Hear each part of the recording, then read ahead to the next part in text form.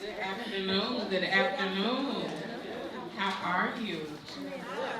So they made me first and they said talk about women's empowerment. I said, okay. So I always pose my children before speaking engagement and ask them, what should I talk about? So when I asked my son, I was like, it's a mother-daughter breakfast. And he said, well, you should talk about being a parent and how as a parent you support your children's dreams.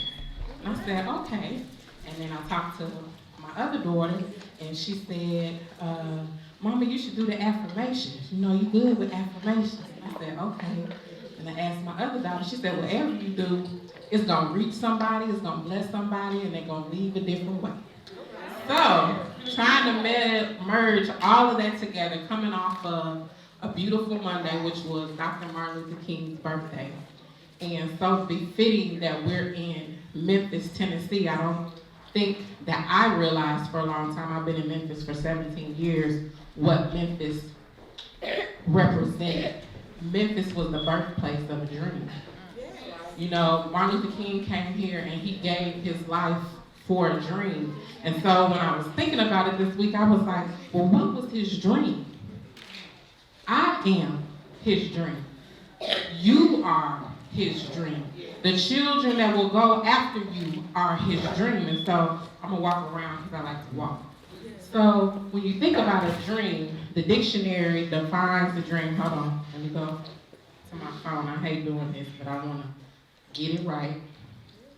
I don't like misquoting sources. So, you know, I went to the expert, Google. We didn't have Google back in my day, kids. We had Encyclopedia Britannica.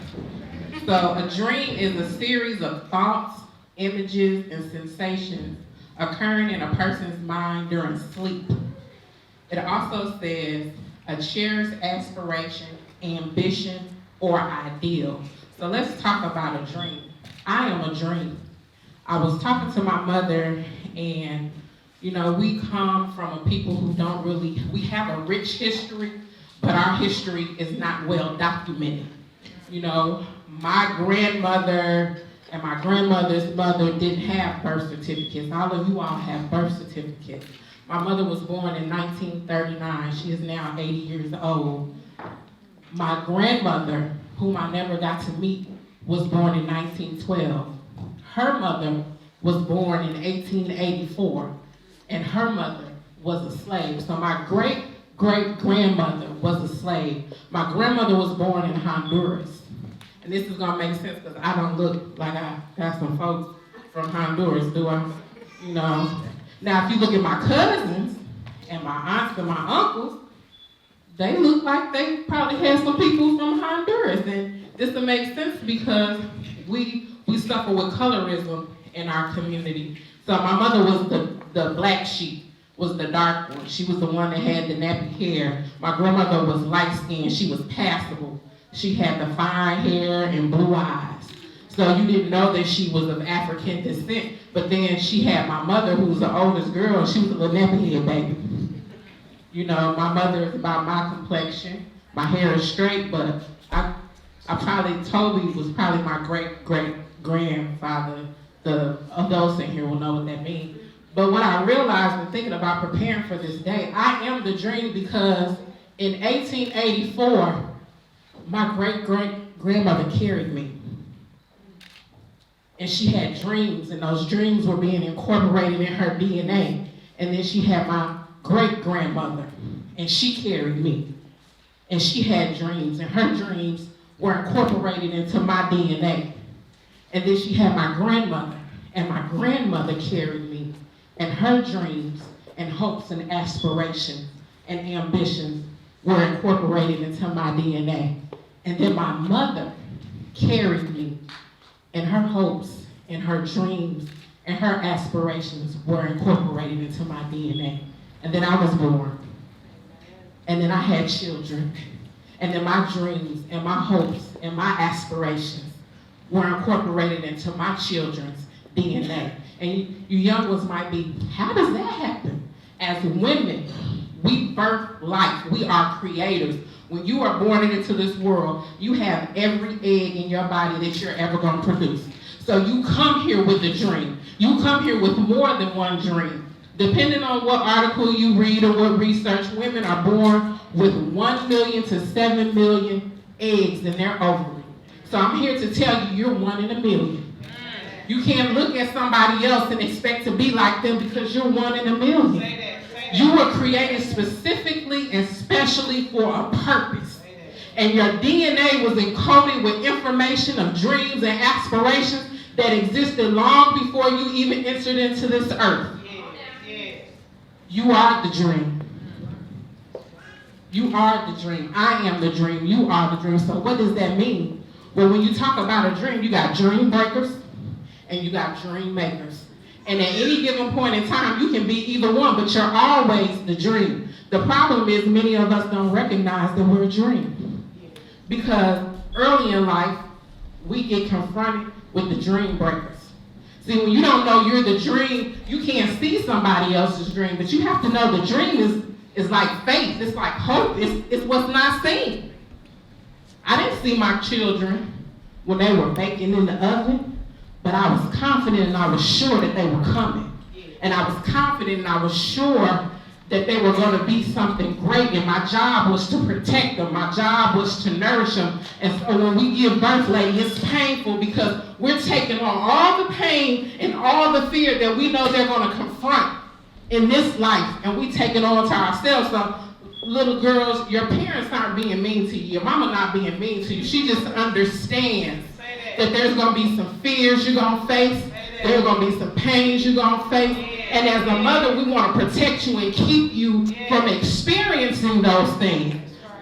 And so they're doing it out of love. They're doing it because they laid their life on the line to get you here. They understand that you were birthed from someone else's dream. They understand that you're standing on the hopes and dreams of our ancestors, even if no one remembers their name. So when you go forward and you have these dreams, now remember the definition said sometimes it comes as a sensation. So we think about dreams and we think we're supposed to be asleep and something happens, but the dream can be a feeling. You could be walking down the street like, I think I need to do this.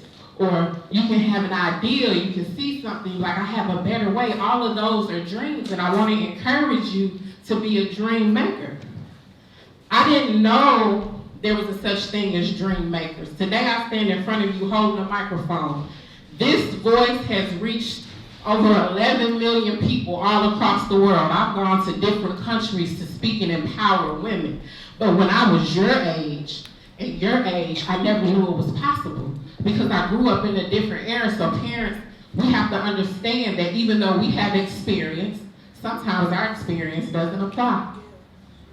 And you have to be mindful of that. So my mother grew up in an era where children were seen and not heard. They were growing up in an era where black women, dark-skinned black women, were supposed to be in the back. They were supposed to be quiet. They weren't supposed to be bold. BOUGIE stands for bold, outspoken, unapologetic, goodwill, inspiring, and epic every day. I had to get to a place where I could embrace my BOUGIE because my mother was kind of a dream breaker because she didn't understand. And so as I was growing up, I didn't want to be anything like my mama. Can anybody relate? She got on my nerves. I couldn't stand her. I wasn't going to be anything like her when I grew up. And I'm sure my children felt the same way. But as I stand here at 42, I realize I'm the greater part of my mother. I'm the greater part of my grandmother.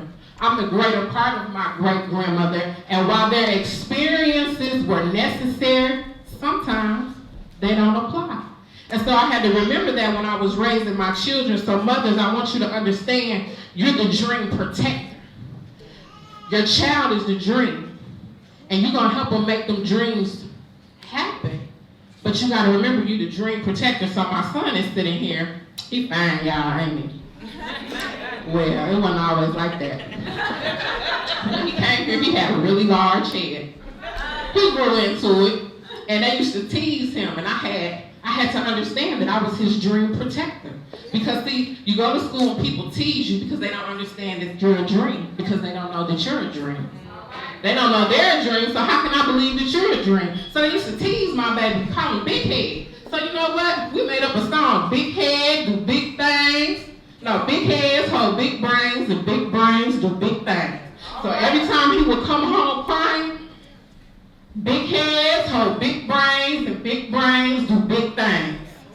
When they try to put my baby in special education, big heads hold big brains, and big brains do big things. My son took his ACT for the first time, and he scored a 24. He didn't even study. But that's his big head, hold big brains, and big brains do big things. But I had to know that my job was to be a dream protector. I had to understand that the world wasn't going to love him the way I loved him. But my mama didn't know to do that for me. So she would tell me, shut up, girl. Be quiet. Go to the back of the room. But it doesn't matter if your parent doesn't get the vision, because God gave you everything that you need when you came here to be whatever it is that he's planned for you to be. Jeremiah 29:11 says, for I know the plans that I have for you, declares the Lord. He didn't think it, he declared it. Plans to prosper you, plans to keep you from harm, plans to give you hope, and plans for your future. Now, I know I got some church people, I'm paraphrasing, because I want the kids to understand it. So, God knows the plans that he has for you. So, when you think about your dream and what you want to do, it doesn't matter if anyone else doesn't see it, because God knows the plans that he has for you. You don't have to be afraid, because he says that I'm not going to let any harm come to you. It's befitting that the name of this group is called Ladies of Tomorrow, because in that scripture it says plans for the future. Tomorrow's in the future, so you have to understand you got to make today a yesterday you will not regret tomorrow. Because you are a dream. And I want you all to dream. And mothers, I want you to be a dream protector so that your baby can go out and be a dream maker, because you are the dream. You're the dream that Martin was talking about. You're the dream that your grandmother was talking about. You're the dream that your great-grandmother was talking about. You're the dream that people who you don't even know existed were talking about. Because there's someone waiting on you to make your dream come true. See, I was fortunate that the Lord, he had a plan. So during my life, he put dream protectors in my place. You know, there was a guy that taught me piano. And I used to get teased all the time because I talked like a white girl. But I talked like a white girl because my mother was an educator, and she understood that for black people, being able to speak the King's English was important for us to progress. But when I went to the hood, I was getting beat up for talking like a white girl. So back before it was even a thing, I learned how to code switch. And you adults know, kids, y'all gotta get this, you gotta learn it, because we done came a long way, but we still got a way to go. In certain situations, you can talk certain ways and it's acceptable. So I had someone teach me how to be a code switcher. When I went to college, I met a lady who said, "Ooh, you got a loud voice. You wanna come work for us as a tour guide?" A tour guide? You mean I can talk loud and not get in trouble? Ain't nobody gonna get mad and tell me to be quiet. But see, I didn't know that was my gift. So there's something that God has gifted you to be able to do that's going to give birth to your dream, but sometimes you're not in alignment with the proper dream makers right then. So mom, you got to be the dream protector. You got to be the dream protector. So I worked as a tour guide, and I was loud. I didn't need no mic. I don't really need no mic right now. You don't hear me. That was my gift. But the gift still had to be nourished, and it still had to be cultivated before it could be birthed.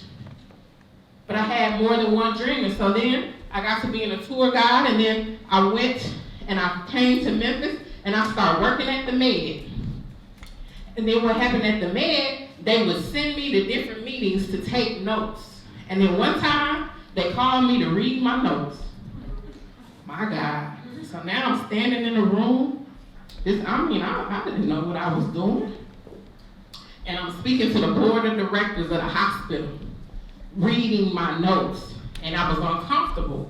But I did such a good job at it that it became my job to read the meetings every meeting. But God was preparing me to be in a room with people who I thought sat in a position that was higher than me and be able to speak to them and be comfortable. So now I can go in any room and speak and I'm okay because someone was preparing me. Someone was protecting my dream. So now I go all over the world talking to people and I'm comfortable because someone knew that God had a plan for me and they saw my gift and they protected it and they nourished it. So adults, I want you to look at the children and I want you to protect their gifts and I want you to nourish their gifts. Children, I want you to know that it doesn't matter if your friends don't see your gift. That doesn't mean that your dream is not real.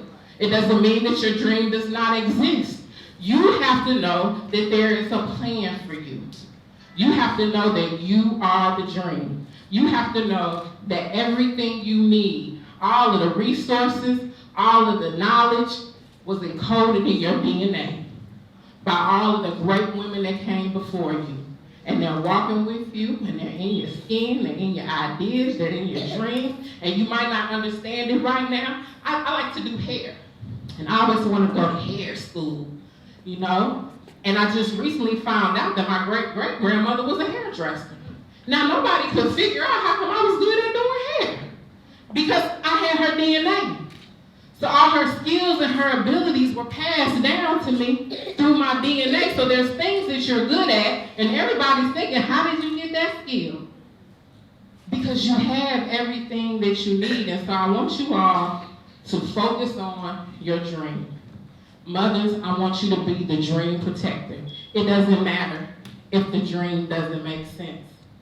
It doesn't matter. Your job is to protect the dream. Your job is to encourage the dream. Your job is to know that your child is a dream. Your job is to know that your child was birthed for a purpose, and a purpose greater than you, and a purpose greater than them, and somebody is waiting on them to walk in the destiny, but you got to run interference.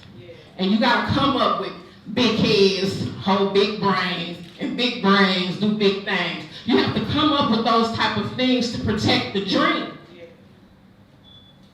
My youngest daughter didn't want to be natural because all her friends had straight hair and long hair. So I went natural when my daughter got ready to go to high school. And I cut all my hair off and I started wearing an afro because I wanted her to see that natural hair was beautiful. So when I started going to the store and getting compliments on my natural hair, she became more comfortable with her natural hair. She's 19 years old, never had a relaxer. And she doesn't want one. She's shaved her head, she's worn it short, because I recognized that her self-esteem was part of her dream. And so I made the sacrifice of my vanity to make her know that she was perfect just the way she was. Because I was told that dark girls are supposed to be in the back. I couldn't wear red lipstick when I was growing up because I was too dark for that. But now my little girl is confident.